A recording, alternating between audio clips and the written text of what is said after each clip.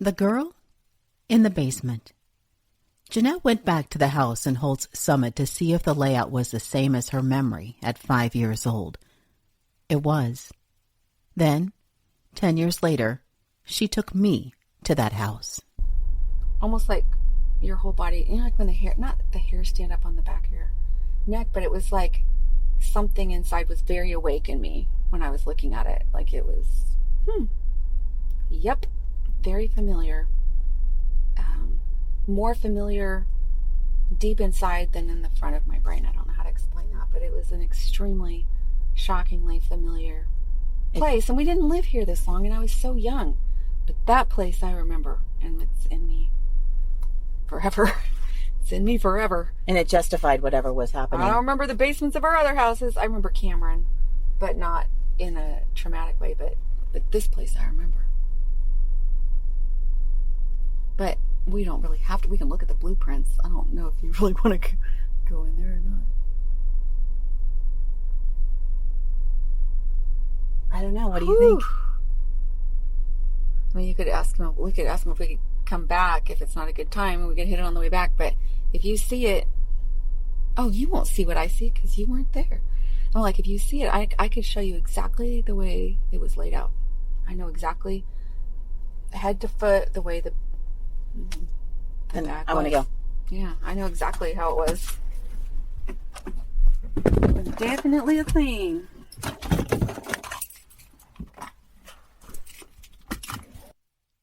There was never a doubt I was going to knock on that door. I'm sorry. I wondered if I do still have that trauma in that basement.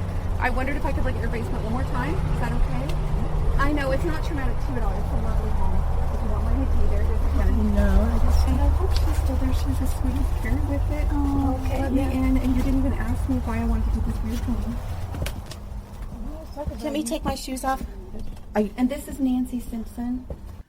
I remember when I was young, 10 or 12, my dad's cousin showed up late in the evening at our family's trailer on a pig farm outside of Clinton, Missouri. We had the windows with the crank.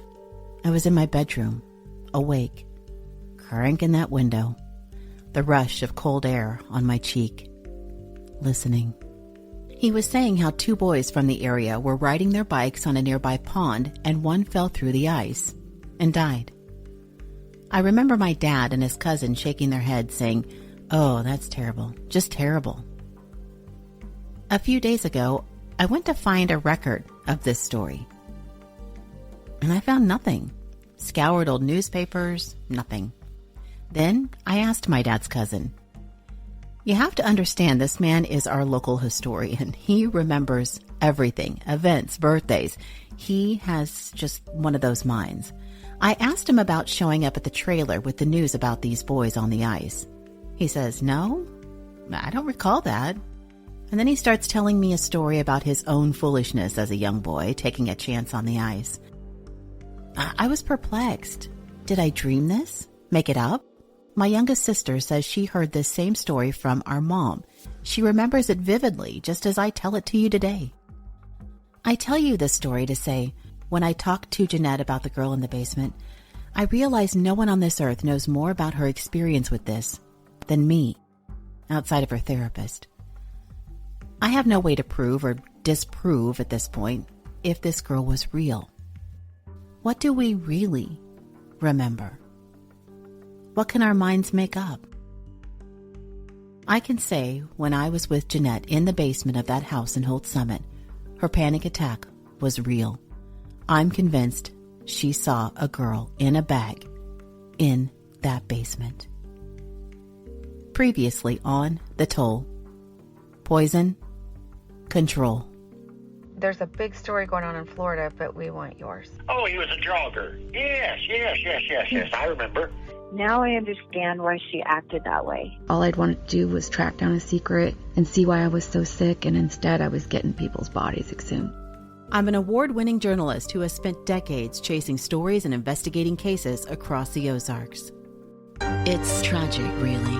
I don't believe in coincidence. We all have a story.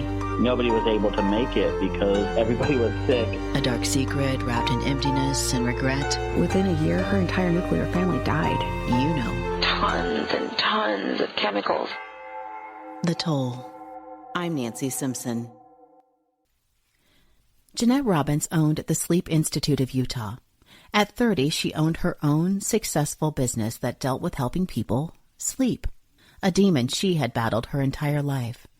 When I asked Jeanette about this, she says she was fascinated by her own dreams, yes, the ones that predicted the future, held her accountable, and showed her the truth. Then she told me she had a roommate who attacked her in the middle of the night at BYU. Police were called 3 nights in a row on this girl by surrounding apartments. She suffered from sleep terrors. Jeanette says she was hooked after that. Jeanette says she preferred the neurological aspects of sleep, but was fascinated with behavioral sleep because of her own vivid nightmare experiences. She says she needed a PhD to treat patients with this type of disorder and never made it to that level. At least not yet. Rayanne, her lifelong friend, says she witnessed Jeanette's fear firsthand. She was a freshman. I was a sophomore. I slept on the top bunk. She slept on the bottom bunk. This one particular night, I climb in bed. I'm starting to go to sleep, and I can hear out in the living room some of my roommates had, somebody had come to visit. I just remember hearing somebody was out there, and I knew it was one of the guys in the apartment complex that, we were all friends with. But all of a sudden, our bedroom door burst open, and what's this guy's name? His name was Burns. He comes running in, and he kind of jumps in on Jeanette in the bottom bunk, and she blew up. She was terrified, and she was so angry, and I'm kind of slow to react. I kind of trying to figure out what did he need, and why was Jeanette so upset. But we kicked Burns out. He was inappropriate, told him to get out. Jeanette was screaming at him, shut the door, and then she lit into me. And she's like, you didn't lock the door. You have to always lock the door. I'm like, okay, I will totally lock the door. I'm so sorry. But she was trembling. And on hindsight, like 2020, what I know now I understand why she acted that way. But then as a 19-year-old kid, I didn't get it. And because of Jeanette's dad's indiscretions, hiding in her room, well, jumping from the door to the bed was a common occurrence for her. Something could be under the bed and grab you, and not a pretend monster. Even more than that, she wrote me a note one time that said that when she was little, she would get very depressed and would pray to God that she would die in her sleep. Jeanette's accomplishments were big. She ran this multi-million-dollar business. She helped write the curriculum for the Weber State University Sleep Disorder Program, was the National Education Chair for Sleep, and Jeanette says she wrote a sleep study book you'll find under her brother's name. Jeanette closed her sleep study business. Long story short, she was sick, later had surgery, and trusted people who betrayed her. And she had 3 little kids to protect. Jeanette decided to get away from the hurt of being isolated from her family and the perceived danger of her mom. She moved to Texas with her kids. The stress of everything weighed heavy on the family, and her marriage did not survive. She serves as an associate dean at a college and has been the VP of a telehealth team, all while getting her master's. She's now a trauma counselor. Jeanette didn't look back. Until now. Jeanette and Jeanne continue to email throughout the FBI investigation. Long emails, of course. Jeanette was trying to pry information out of her mom. Here's one written by Jeanne. In part it says, I lived with Roy during the time he thought that I'd poisoned Dennis, and then him. He eventually tried to kill me in retaliation. Roy is no longer a threat to me, but I am not taking any chances with another person who is mentally ill enough to believe that I have been poisoning people. I do not feel safe alone with you, Jeanette. I am no longer going to try to prove my innocence to you and beg you to believe it. I've done enough of that. If we were ever to meet, and I hope that someday we do, it will be with the assistance of a good psychiatrist. You would think after this one, it would end. The mom would stop answering questions, walk away, be done. Jeanne is never done when it comes to these one-on-one situations. She never, not once, walks away from an email that I see. Jeanette wants nothing more, even now, to have a public discussion with her mother about all of these events so the truth can be determined for everyone's well-being. Jeanette wrote a note to me that said, "My loving family should want that, right?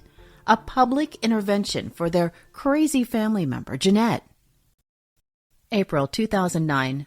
The Fulford children, Bruce's children, husband number 3, they sue Jeanne for wrongful death and attempt to get their money. They had hoped the criminal investigation would have been wrapped up by now and that this would help their case. But everything was moving so slow, in slow motion, and they ended up filing this suit on the very last day.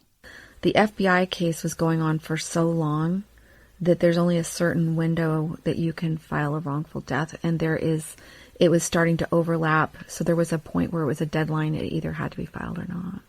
The policeman told me, he said, "This is all backwards on timing. You're not supposed to file a wrongful death before you file, before the criminal part is done," but they apparently had no choice. And this is a lot of my firsthand knowledge because I was part of that for all sorts of reasons. Matt, Jeanette's ex-husband, says the mom wasn't around, not physically, but she was still there in all aspects of their lives. They couldn't break away. There was a point where it's like we didn't have contact with her, but yet we were still helping like the Fulfords with their civil lawsuit. And she wasn't necessarily out of the picture, and she was still dealing with rejection by her family. So it was, I don't know, it's a, like I said, Jeanette's just like this amazing person, because I was saying, above all this shit that's going on, she's running this business. And that's just like amazing as like the CEO, that she's got like all these pressures and she's balancing all this stuff. And so it's just like, she's just like lived under stress a lot. She's amazing. With a failed tour bus business and an empty house, Jeanne picked up and moved from Hyde Park to St. George, Utah. Aunt Carol told Jeanette Jeanne was headed there to help Chris with her oldest daughter who was battling cancer. Jeanette says word was Chris wasn't happy about the move. That's the address on the certified mail receipt from the wrongful death suit, the one Jeanne signed for. It has her St. George address, so I can see she's already moved by this time. In April 2009, an email between Jeanette and Dateline producer Falcone Lakahani shows Jeanne moved to St. George to be closer to Chris. As I had mentioned, Jeanette says her brother had tried to contact her a couple of times. Aunt Carol was aggravated at Jeanne's move, telling Jeanette that she told her sister-in-law not to go and for Jeanette to stay away from that mess. A month later, Jeanette emails the Dateline producer to say she got word that her mom has been cast in a movie called 13 Miles East of Nowhere. The person tells Jeanette a Google search of her mom's name led them to a testimonial on a talent agent's site, getting a part in a movie through Line Break Productions. Dateline producer Falcone thanks her for the info and says Michelle McNamara is making another round of calls to law enforcement for her. Searching online, I could find the film fund registered in Utah and Jeanne's testimonial for the talent agency. It's now September 2009.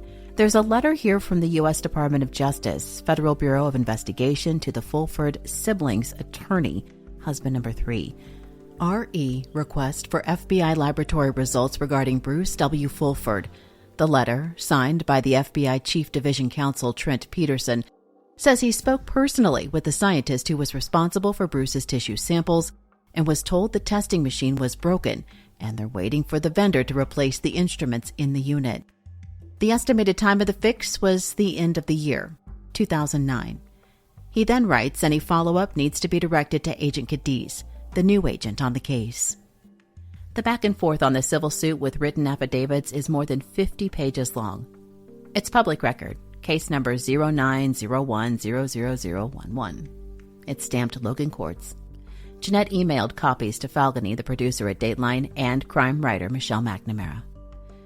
There's so many pages, like with everything else, right? So I'll sum this up the best I can. Exhibit A. Jeanette is deposed. Written points in the affidavit for this suit. In the affidavit, she points out that she has no financial interest in this litigation. Remember, ultimately the kids are fighting to get their dad's money back. A couple of $1 million accrued through UPS stock. Jeanette testifies how she believes her mother poisoned Bruce with arsenic, poisoned Roy, and poisoned her father, Dennis, fitting a pattern of heavy metals. In the court records, there's the testimony about the arsenic-tainted Easter candy mailed to her house. Jeanette goes on to write, under oath, that her mother married Bruce for his money, how he became violently ill after he threatened to divorce her, and how sometimes she was a loving, caring wife, and at other times Jeanne was cold and callous toward his health needs. Jeanette says because of her own sickness, she was aware of symptoms of heavy metal poisoning, and that she saw those same symptoms in Bruce, as well as prior husbands. Jeanette says doctors who gave their support to Jeanne are not aware of her past history and did not consider or test for the possibility that Bruce's heart failure and other medical issues were the result of long-term poisoning by her mother. Number 20 on this written deposition says, I believe it would be unjust for the court to dismiss this case without considering my full testimony and without first receiving the results of the FBI lab tests of the body samples taken by the FBI from my mother's 3 husbands. It's January 2010. In an email to Jeanette, Falguni says Dateline is ready to move ahead with the story, but needs help. Wants to know if private investigator Mark Nozak could help round up a detective or FBI agent to talk for this segment. Nothing. A few days later, the Fulfords' attorney takes the statements from Jeanne's side and counters them. Like, Bruce's cause of death was congestive heart failure, diabetes, and coronary heart disease. The counter is that the defendant omitted any reference to the ongoing murder investigation. In an argument, it says the defendant has produced affidavits from Jeanne herself and 3 doctors, and it lists them. None of these addresses the issue of poisoning. It goes on to say Jeanne affirms she and Bruce had a strong and loving relationship. However, she does not deny that she poisoned him or tried to cause his death at other times. She has not placed the issue in dispute. In this court filing, it talks about Bruce's cardiologist observing care and devotion from Jeanne, but says the doctor does not say he ruled out poisoning as a contributor to heart failure. The pulmonary critical care physician saying Bruce lived longer than expected and that Jeanne was pleasant to work with and was always Bruce's strong advocate. Again, the counter was that this doctor's knowledge and qualifications to address poisoning was not addressed. And lastly, Bruce and Jeanne's family care physician in Smithfield, who described himself as a neighbor and friend to Bruce and Jeanne, he says he witnessed Jeanne's kind and caring way of caring for Bruce as his health deteriorated. He was also the one who called to certify Bruce's death, where he labeled the manner of death natural, with specifics being congestive heart failure, sepsis from the picked scab, diabetes, and coronary heart disease. The court filing goes on to say no autopsy was performed. While heart failure is an obvious cause of death for a man on a heart machine, the doctor does not seem to be aware of the possibility of poisoning and does not rule it out as a factor. The attorney asks that the affidavits be disregarded. May 2010. A wrongful death hearing. Fulford siblings, Bruce's kids, versus Jeanne, Cache County, Utah. Both sides had 10 minutes of oral arguments. David Fulford, Bruce's son, says the judge in the case was giving advice. There was, a particular judge that seemed to really understand that there was a lot of circumstantial evidence and that we had a case. I think I even remember, at one point us talking about the fact that at one of the hearings, the judge was actually trying to help out our attorney at the time and who didn't seem to know exactly what was going on. Her attorneys had tried to, I think maybe early on or whatever, get it thrown out. The judge basically explained that I need you to listen. There are cases that are won all the time with circumstantial, and there's circumstantial evidence here. And there was something that happened with our attorney that just kind of missed a clue or something that happened where the judge was almost trying to make him aware of something. I sent off for those recordings from that day so I could hear the judge say those things myself, but they only save them for 10 years, so no luck. The next day, the oldest Fulford daughter sends out an email to the others. She says her and Jeanette have spoken about the hearing, and she works to tell the other siblings her concerns. She's upset there was a gentleman's agreement between both attorneys, waiting for the FBI results to come in. When the judge asked the Fulfords' attorney why he hadn't investigated Bruce's case, the attorney didn't speak up. Why didn't their attorney talk about cadmium found in Dennis's system? Why was Jeanette the only one who submitted a written affidavit? The siblings also witnessed so much. No medical findings on the other husbands were submitted. The Thanksgiving poisonings weren't brought up. No circumstantial evidence? She writes, the judge stated that this case could indeed be tried as a circumstantial case. Quote, cases are won every day only using circumstantial evidence. She goes on to write that FBI agent Schwartz told her someday, possibly, they could use the FBI evidence, like Jeanne's failed polygraph and psychological findings. The oldest daughter is clearly frustrated with the attorney, and at the end writes, basically, did he defend us at all? Where has our money gone? What results have we gotten for the money we have paid? The FBI has now taken 2 years since the exhumations with no results, which is stalling the wrongful death case. The feds say the testing machine at Quantico is still broken. The Fulfords have no money for a private exhumation, so they wait. Jeanette says the Fulfords are mad because Jeanne keeps wearing her gray funeral suit to all the hearings, and they think she's doing it on purpose. Jeanette writes, not sure about that one, but 4 times with the same suit does seem a little much. Jeanette, in Web Sleuths, writes the new FBI agent on the case is abrasive and no one wants to talk to him. He's trying to figure out how everything fits together. Jeanette says she knows Agent Cadiz did have Roy's body, husband number 2, brought in for testing, and she's thankful for that. And hopeful. It's still May, 2010. I see Roy, husband number 2. Well, his son Clint says he's found a bunch of mementos from Jeanette and her siblings' time in school, and family pictures. Jeanette says she can't see them. It's people who have gone or have hurt her, and to get a hold of Will, her brother. Send them to her brother. So Roy didn't burn everything of Jeanne's in a barrel, as she had told people, like family pictures and childhood mementos belonging to her children. Clint, his son, says a lot of it was stacked up, nice and neat. Then a few days later, I have an email from the youngest Fulford daughter. She's thanking Jeanette for all she's done to help in the civil case, how grateful they all are. She adds that Jeanne's attorney gave the Fulford's attorney a few boxes of family stuff, and she had a grocery sack full of Spriggs's family pictures, parents, grandparents. Jeanette thanks her, says her brother Will is collecting photos from Roy's family, and she'll send him that way too. Jeanette writes, I am being very honest when I say I want nothing to do with family pictures. I would rather forget them all. This reminded me of the conversation I had with Jeanette about the story her mother told concerning husband number 2, how Roy turned in chocolate chip cookies to police as evidence, felt there was something in them. And she said, I went down and talked to them, and they kind of laughed about it and just gave me the cookies back. They knew that he had gone crazy. You know what I was thinking? I was thinking about all of our family photos and all of our family treasures or things across that she would never go and pick up. Why did she want to go pick up those cookies? That's what I was thinking. May 2010. It's a busy month. Jeanne, the mom, has landed herself in a play called Nonsense. She's now living in St. George, Utah. It's in the Daily Spectrum, the local paper, a couple of times. There she is, Jeanne, listed with the cast. Description?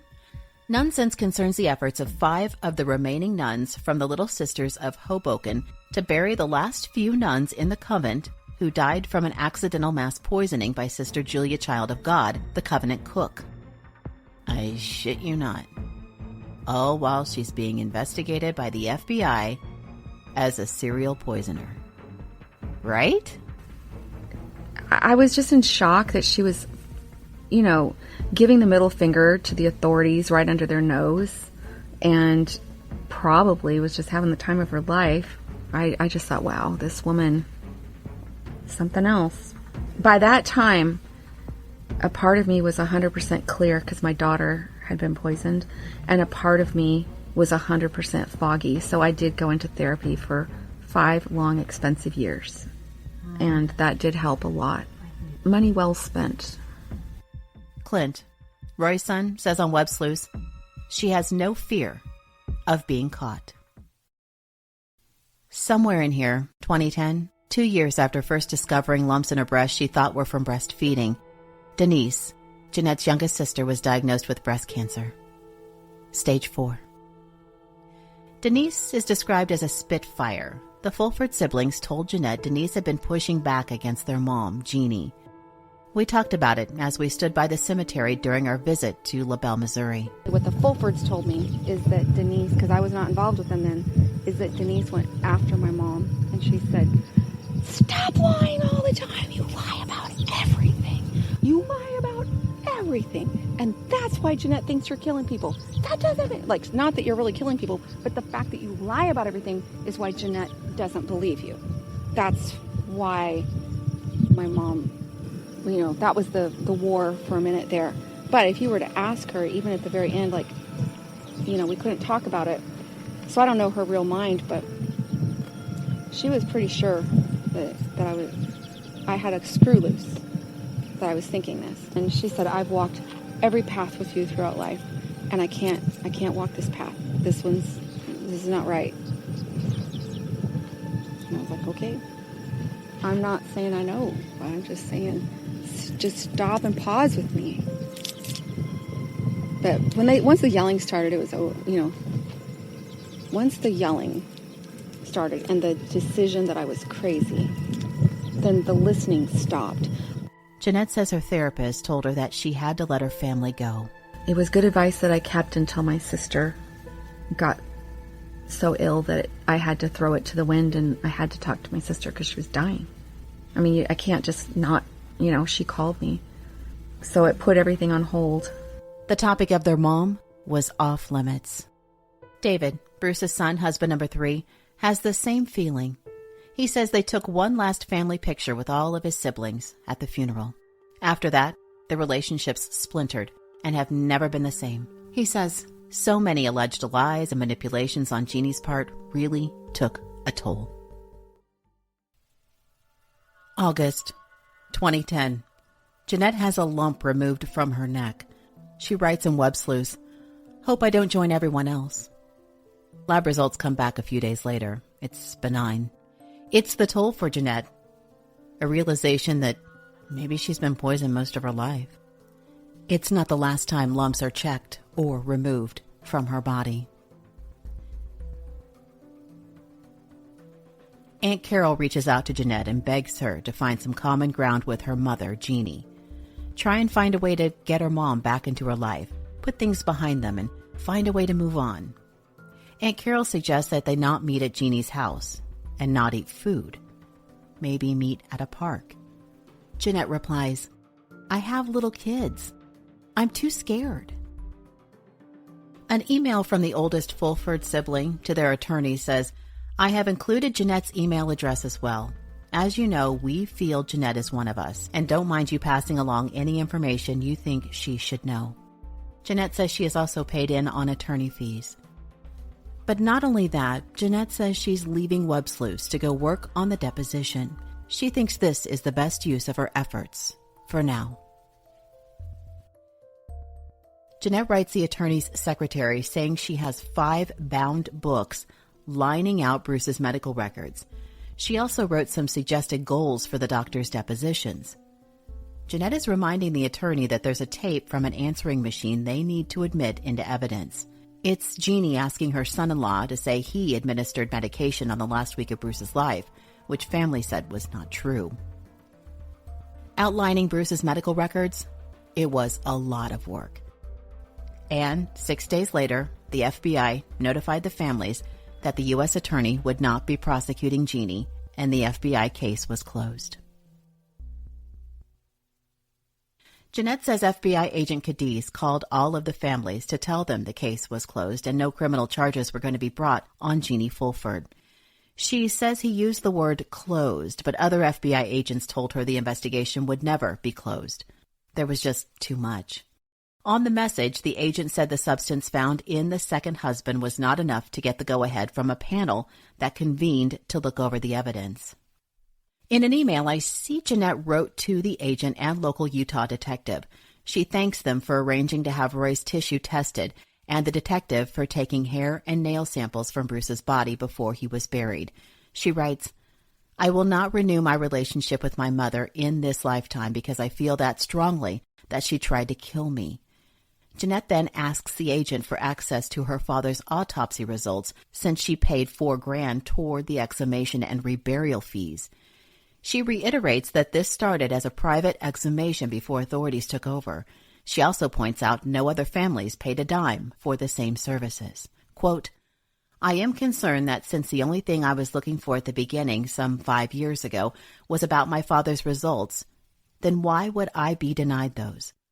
Perhaps I should be refunded the $4,000 so I can pursue my own testing if those results will not be made available to me." The judge in the civil case ruled in favor of the Fulfords, husband number 3's family, saying the wrongful death suit could move ahead and Jeanne would be deposed. That would have meant Jeanne would have to answer questions under oath. Jeanette says that never happened. They did not depose, and I'm trying to remember all the reasons why it had mostly to do with their attorney. So why they didn't get that part done would be their own things, but it was kind of a shocking moment that the judge found that there was enough evidence to proceed in the wrongful death. But then they just didn't proceed. I mean, they talked around it, but I don't know if it was a money issue or what, but it just didn't end up happening. In November 2010, I have an email from the Fulfords' attorney, husband number 3. The judge dismissed the wrongful death case for a lack of evidence, and the FBI won't share lab results, but found it inconclusive. A man in legal affairs for the FBI told the attorney it's labeled inconclusive because what they tested came back negative, but could not rule out all poisonous substances without testing for them. The attorney goes on to write, "The explanation makes sense to me in the context of poison. As we understand the tests, the FBI tested for several heavy metals, which they felt had the highest likelihood of use. A negative test does not prove a crime did not occur. It means the lab found nothing in the tests it conducted." In other words, poison is tricky. Jeanette says, "There's always a but."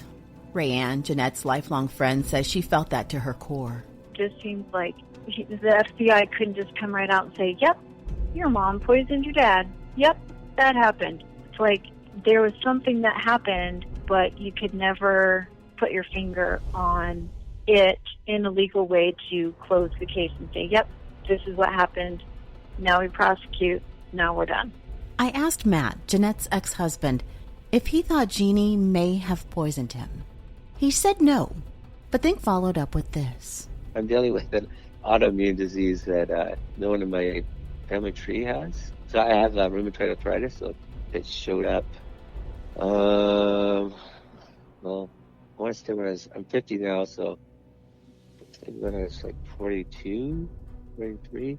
So I don't know what was going on. I never got, like, when I hear about the Fulfords getting sick and throwing up, and Jeanette and her being treated for MS, and none of that happened to me. But I also was not around her as much. So I would say it's like half the time, or maybe even less, Jeanette was up, like when she visited Jeanne and Bruce, half the time I was not with them. So I think I avoided some of the sickness. I asked Matt if he remembers any specific incidents of being sick, and he said no. Jeanette says she can think of 2. Him projectile vomiting after the Halloween candy, and then having bloody diarrhea after eating some of the robin eggs from the Easter stash. I see those in notes to investigators and legal papers. In an email from New Year's Eve 2013, Jeanne and Jeanette are emailing back and forth. Jeanette mad that her mom had told people Jeanette was crazy, would be institutionalized or arrested. But this part right here, Jeanette writes that Matt has been diagnosed with rheumatoid arthritis that has kicked into high gear and has had a hard time concentrating. but he's on medicine and seeing some positive changes. She writes, he's still the same polite, nice Matt, just limps around and is exhausted a lot. David, Bruce's son, went from hoping there would be answers to being completely deflated. I think there's a lot of frustration and almost hatred in our system, and feeling like something was done, but nothing was ever taken place. I just feel like there were a lot of drop balls with people in the judicial system that, maybe did not even really do like a clear investigation. Just seemed like powers that be dropped the ball in parts, and then also maybe were incompetent or not up to the task, and a lot of timing things happened to where there were delays with even one of our attorneys maybe getting sick and dying, and then the FBI investigation taking so long. It kind of put like a real bitter taste in my mouth. And there's almost like an equal negative feeling towards what she possibly has done, and maybe the fact that nobody, even I feel, took this seriously and did their due diligence. I don't feel like we ever had that one person that was saying there's some odd things happening here and I want to figure out what's going on. I feel like we had that in the beginning, and then, like we said, circumstances happened, someone retired, and just kind of fizzled out. The Fulford family continued on the trust suit, fighting for the money. That doesn't go so well, as I understand it.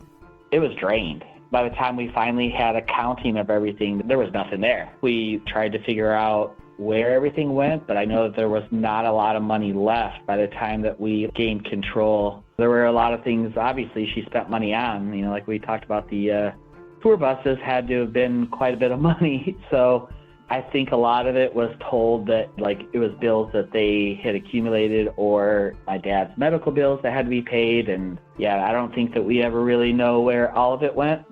Next time on The Toll, Poison Control. He was not doing very well, so he had not been able to come up for the services. She tried to convince her family, and her family basically disowned her. And I just don't want him to drop dead when I go through, or people will think I poisoned him. Is she ever just sad? These omissions of emotions, right? Thank you for listening. The Toll Podcast, Season 2, Poison Control, is a production of The Toll, LLC.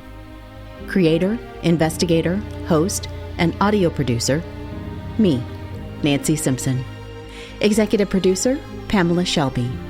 Original intro and recording by Jay Lashley. Special thanks to Shelby Powers for assisting with web design and original brand identity. Music by Fesleyan Studios. Reproduction or any part of this broadcast without the express permission of The Toll, LLC is prohibited. Get updates at our website, thetollpodcast.com.